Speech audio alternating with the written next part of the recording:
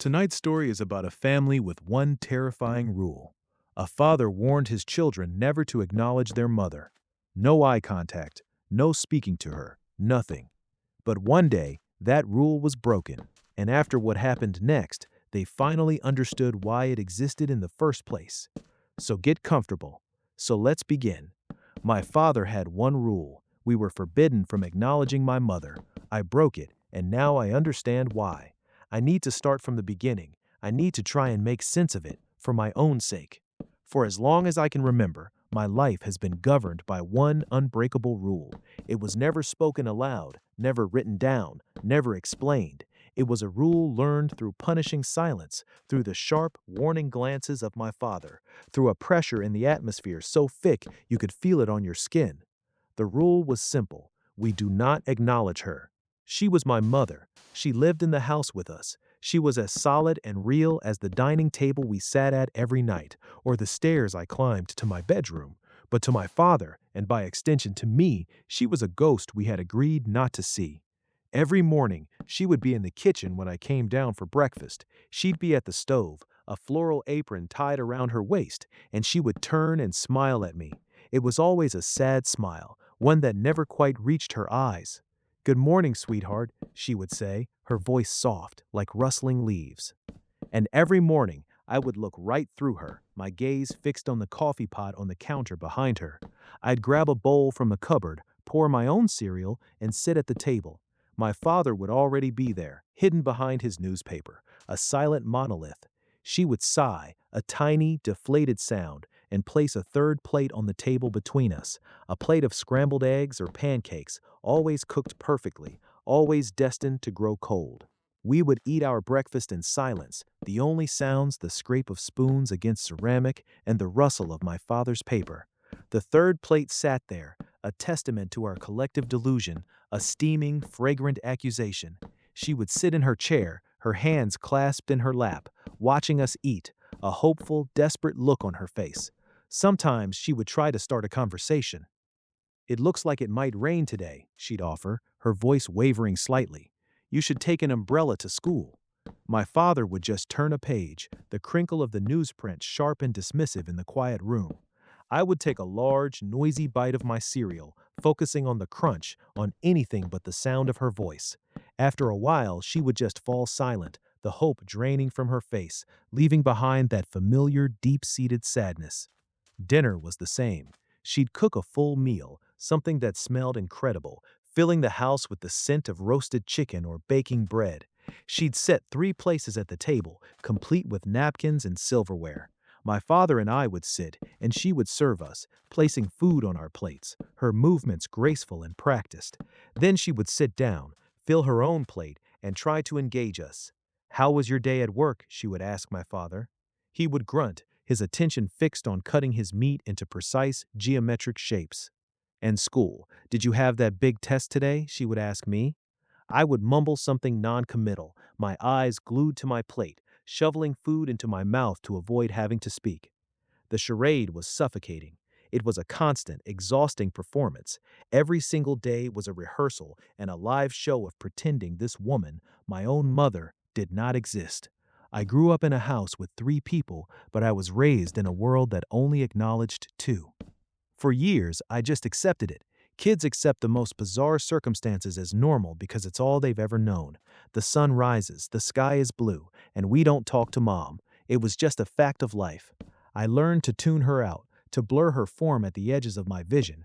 She became a piece of the background, like a painting on the wall you no longer notice.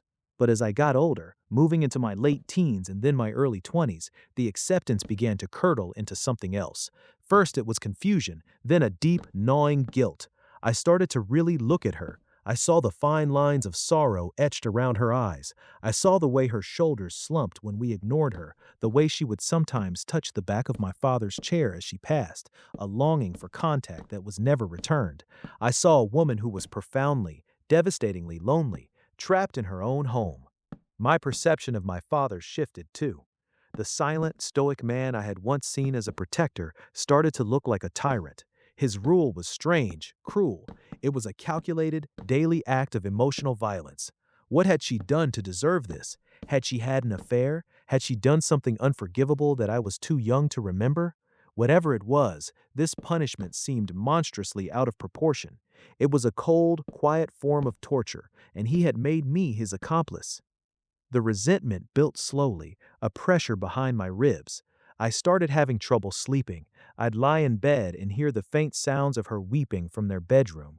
It was a soft, muffled sound, the kind of crying you do when you're trying not to wake anyone, and it broke my heart. How could my father lie beside her every night, hear that, and do nothing? What kind of man was he? I began to see his actions as a grotesque form of misogyny, an exertion of absolute control. He had erased her. He had stripped her of her voice, her presence, her very existence within the family she had built. And I had helped him. Every silent breakfast, every ignored question, I was tightening the screws. The breaking point came last Tuesday. It was a miserable, rainy day, the kind that makes the whole world feel gray and damp. I was in the living room, trying to read, but the words just swam on the page. She came in and stood by the window, watching the rain streak down the glass. She wasn't trying to talk to me. She was just standing there, looking out at the world she was a part of but couldn't seem to touch. She started humming. A simple, sad little lullaby. It was a melody that felt vaguely familiar, like a half-remembered dream. I felt a lump form in my throat. I watched her reflection in the dark window pane, a translucent figure against the storm-tossed trees outside. Her shoulders were shaking almost imperceptibly. She was crying again, silently. Something inside me snapped. Years of pent-up guilt, of quiet rebellion, of love for this woman I wasn't allowed to know. All of it came rushing to the surface. It was wrong. This whole thing, this whole life was fundamentally, grotesquely wrong. I couldn't be a part of it anymore. I waited. I waited until I heard my father's car pull out of the driveway for his weekly trip to the hardware store. It was a ritual for him. Every Tuesday evening, a couple of hours to himself. The house fell into a new kind of silence, one that wasn't enforced but was simply empty. Except it wasn't empty. She was still there. I found her in the kitchen, washing the dinner dishes, her back to me. My heart was hammering against my ribs so hard I felt like she must be able to hear it. My mouth was dry. It felt like I was about to break a law of physics, like the universe itself might fracture if I spoke. I took a deep breath. Mom? The word felt alien in my mouth, heavy and clumsy. She froze. Her hands, submerged in the soapy water, went completely still. The silence that followed was more profound than any I had ever experienced in that house. It stretched for what felt like an eternity. Slowly, she turned around. Her face was a mask of disbelief. Her eyes, wide and glistening with tears, were locked on mine. She looked at me as if she were seeing a miracle. Her lips parted, but no sound came out. She just stared, her expression shifting from shock to a dawning, radiant joy that was so pure it was painful to watch. You can see me," she whispered, her voice choked with emotion. A single tear traced a path down her cheek. "Oh, my sweet boy, you can finally see me." Her words confused me. They landed strangely, not quite fitting the situation. I took a step closer. "What are you talking about?" I said, my own voice unsteady. "I've always seen you. I see you every day." Her brow furrowed in confusion, but the smile didn't leave her face. It was as if she couldn't bear to let it go. "But you never looked at me. You never spoke." "Dad," I said, the word tasting like poison. "It was him. He told me not to. It was his rule. I was a kid. I was scared. I didn't know what to do. But I'm not a kid anymore, and it's wrong. What he's doing to you is wrong." Understanding washed over her face, followed by a shadow of that old sadness. She reached out and took my hand. Her skin was cold, surprisingly so, like marble that had been left in a cellar. But her grip was firm, real. "But your father," she began, her voice trailing off. She shook her head. "He's had a hard time. He does what he thinks is best. But it's okay now. It's okay. This can be our secret, can't it? Just between us." I nodded, my throat too tight to speak. The relief that flooded me was immense, like I'd been holding my breath my entire life and had finally been allowed to exhale. We stood there for a long time, just holding hands in the quiet kitchen. She told me how much she loved me, how she had watched me grow up, proud of the man I was becoming. She asked me about school, about my friends, about my life. It was a torrent of questions, years of unspoken love and curiosity pouring out of her. We talked until we heard the sound of my father's car on the gravel driveway. A sudden panic seized us. She squeezed my hand one last time, a conspiratorial smile on her face. "Our secret," she whispered, and then she turned back to the sink, resuming her washing as if nothing had happened. I bolted from the kitchen, my heart racing, and made it to my room just as the front door opened. The rest of the evening passed in the usual suffocating silence, but this time it felt different. It was charged with my secret. When she looked at me across the dinner table, there was a new light in her eyes, a shared knowledge. It was the first time in my life I felt like I had an ally in that house. We continued our secret conversations for the next few days. Whenever my father was out, we would talk. I learned about her favorite books, the music she loved, the places she dreamed of traveling. She was vibrant and intelligent and funny. She was a whole person, a person my father had tried to bury, and with every word we shared, I felt like I was helping her claw her way out of the grave he dug for her. My anger at him grew with every passing day. He was a monster, a quiet, methodical monster who had stolen my mother from me. I started to think about what to do. Should I confront him? Should I just take her and leave? I felt a fierce, protective instinct I'd never known before. I would not let him hurt her anymore. Then came yesterday morning. I woke up and the house was silent, too silent. There was no smell of coffee brewing, no sound of my father's radio murmuring the morning news from the kitchen. I lay in bed for a while, waiting, but the silence stretched, becoming unnatural, unnerving. I finally got up and went downstairs. The kitchen was empty. The coffee pot was cold. The newspaper was still on the front porch. A prickle of unease ran down my spine. I checked the whole ground floor. No one. I went upstairs and knocked on their bedroom door. No answer. I pushed it open. The room was empty. The bed was neatly made. My father's side of the closet was open, his clothes hanging in their usual meticulous rows. Her side was the same. Nothing seemed out of place, yet the absence of them was a screaming void. Panic started to set in. I checked the garage. His car was gone. My first thought was that he'd left early for work, but he never did that without telling me. And where was she? Did he take her somewhere? The thought sent a jolt of fear through me. Had he found out about our secret? I spent the whole day in a state of escalating anxiety. I called my father's cell phone a dozen times. It went straight to voicemail every time. I called his office. His secretary said he hadn't shown up, which had never happened before. I didn't know who to call about her. She didn't have a cell phone. She didn't have any friends that I knew of. Her entire world was contained within the walls of our house. By evening, I was frantic. I paced the empty rooms, the silence of the house pressing in on me. Had he hurt her? Had he taken her away to punish her? To punish me? The darkest possibilities began to spiral in my mind. I had to do something. I had to find a clue, anything that could tell me where they went. My search led me back to their bedroom. It felt like a violation to be in there, to go through their things, but I was desperate. I looked through drawers, under the bed, in the closet. Nothing. It was just a room, unnaturally tidy and impersonal. Then I saw it. On the floor of my father's closet, tucked behind a row of shoes, was a small, wooden chest. I'd never seen it before. It was unlocked. My hands trembled as I lifted the lid.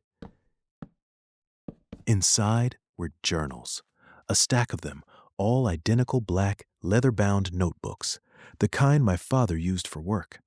I pulled out the one on top. His neat, precise handwriting filled the page. The first entry was dated over 15 years ago. I sat on the edge of their bed, the scent of his cologne still faint on the pillows, and I began to read. October 12th. It's been a year since the accident. The house feels so empty, a hollowed out shell. I look at my son, and I see her eyes, and the pain is so fresh, it's like it happened yesterday. He's only 3, too young to understand. He just asks for mama. How do I explain to a 3-year-old that she's never coming back? The police report called it a freak accident, a downed power line in the storm. Wrong place, wrong time. It doesn't feel like a freak accident. It feels like a theft. The world has stolen her from us. My blood ran cold. I read the entry again, and then a third time. An accident? She died? No, it was impossible. I had just spoken to her yesterday. I had held her hand. It was a mistake, a different journal, something, but it was his handwriting, his room. I kept reading, a sense of dread coiling in my stomach. May 3rd.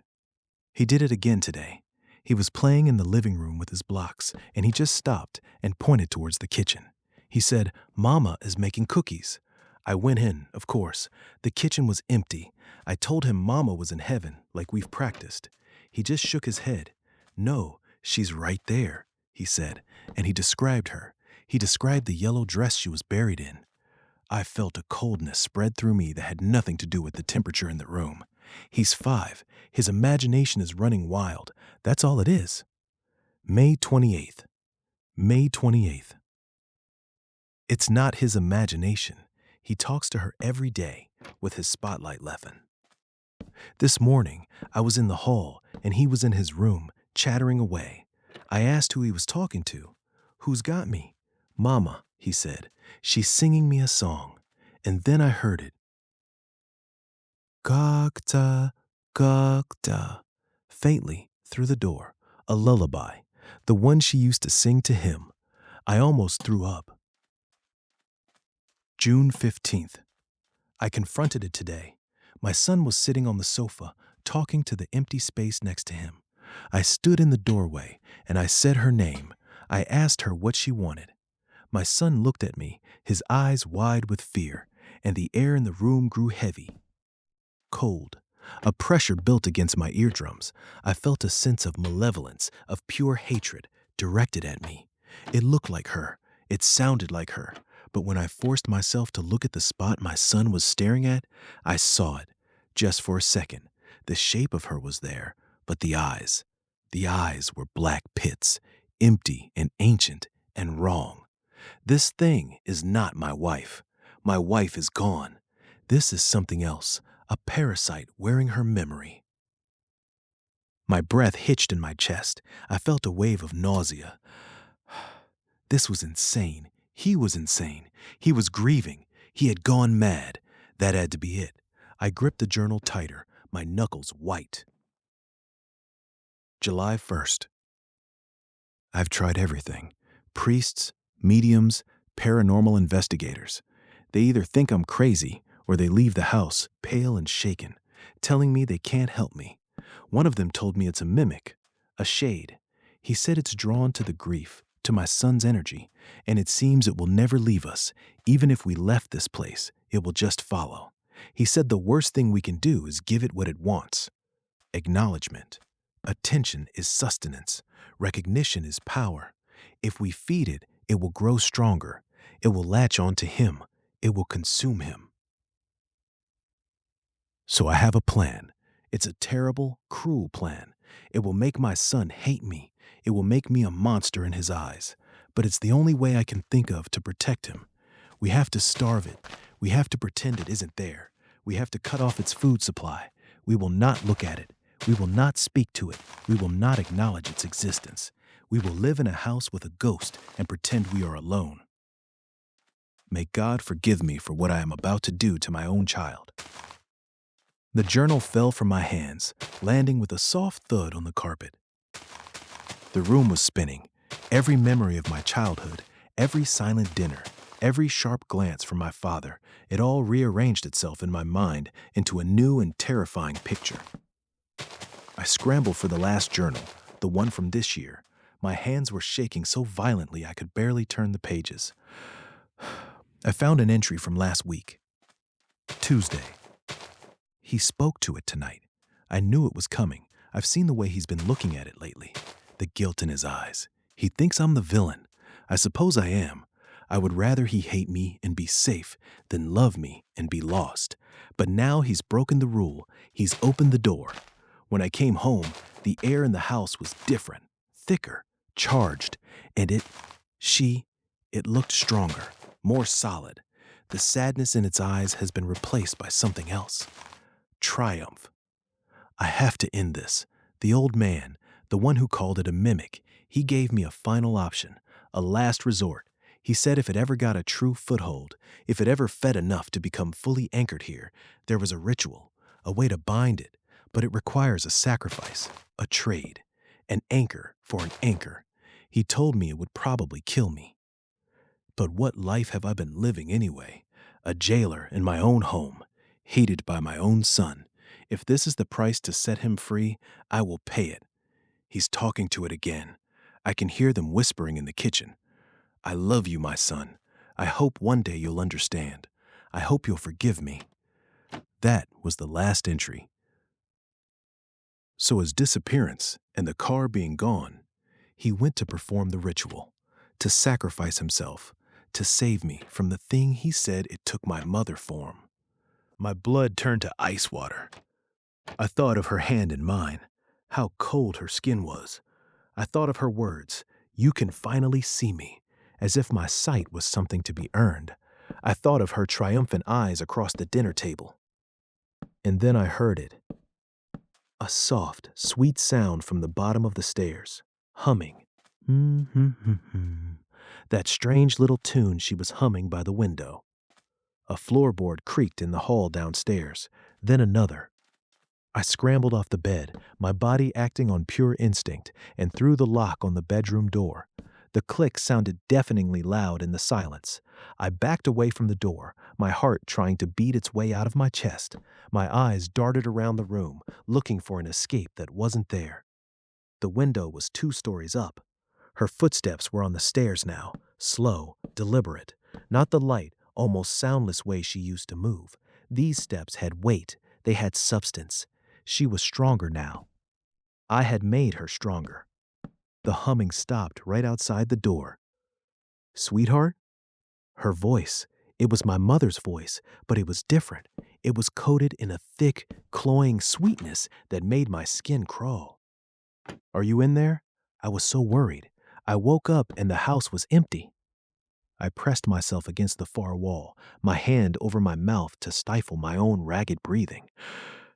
"I talked to your father," she called through the door. The sound was so clear, it was like she was standing right next to me.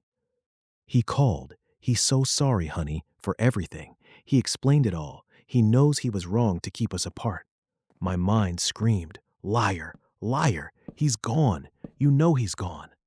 "He said he just needs a few days to clear his head," the sweet voice continued. "But he gave us his blessing. He wants us to finally have time together. Just you and me. Isn't that wonderful?" Silence. I held my breath, praying she would think I wasn't here, that she would just go away. "I know you're in there, honey. I can feel you," she cooed. "Come on, open the door. I'm going to make you some pancakes, just like I used to." She never used to make me pancakes. "Please, son, don't shut me out again. Not after you finally let me in. It's all going to be okay now. I'm here. I'll take care of you. We'll be a proper family." The words hung in the air, thick and venomous. A silence followed, stretching for a few agonizing heartbeats. Then, a new sound, a soft, metallic scrape. The doorknob began to jiggle, slowly at first, then with more force. Click, rattle, click. My breath caught in my throat. It was trying to get in. It was physically trying to reach me.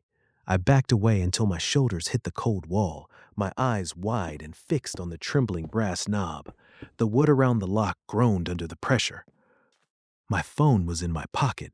The weight of it was a sudden, desperate comfort. My hands were slick with sweat as I fumbled to pull it out. My thumb hovered over the emergency call button. What could I possibly say? There's a woman in my house who looks and sounds like my mother, but my dad's journals say she died 15 years ago, and this thing is a mimic that feeds on attention. They would send an ambulance with a straitjacket, not a squad car with armed officers. The rattling stopped. For a moment, there was nothing, a profound, terrifying quiet. And then a new sound began, a soft, rhythmic scratching on the other side of the door, like long fingernails dragging slowly, deliberately, down the grain of the wood. Scrab, scrab, over and over, a sound that was patient and possessive. That was it. I didn't care how crazy I sounded. I stabbed the call button. A calm voice answered, 911, what's your emergency? I cupped my hand over the phone speaker, my own voice a choked, ragged whisper. There's an intruder in my house. I'm locked in my bedroom, upstairs. Can you describe them, sir? The dispatcher asked, her voice perfectly level. The scratching continued, a counterpoint to her professional calm. I can't. I haven't seen them. I just hear them. They're right outside my door. Please, you have to hurry. There was a fractional pause on the other end. A unit is on its way, sir. Can you stay on the line with me? No, I whispered, my eyes locked on the door. I can't make any noise. I ended the call before she could protest. The scratching stopped the instant the call disconnected. As if it heard, as if it knew. The silence that rushed back in was somehow heavier, more menacing than before. It's waiting. It knows I've called for help. It knows its time might be limited, or maybe it's just enjoying this. I'm trapped in this room. I've called the police, and I don't know if they can even do anything. I don't know what they'll find when they arrive. What if it's just gone when they get here? They'll find my dad's journals, they'll see the state I'm in, and they'll think I'm the one who's broken. But all I can do is wait for them. I'm writing this down, getting it all out as fast as I can on my phone. I need someone to know the truth. I need you to know what really happened, in case they don't believe me. In case something bad happens to me before they get here.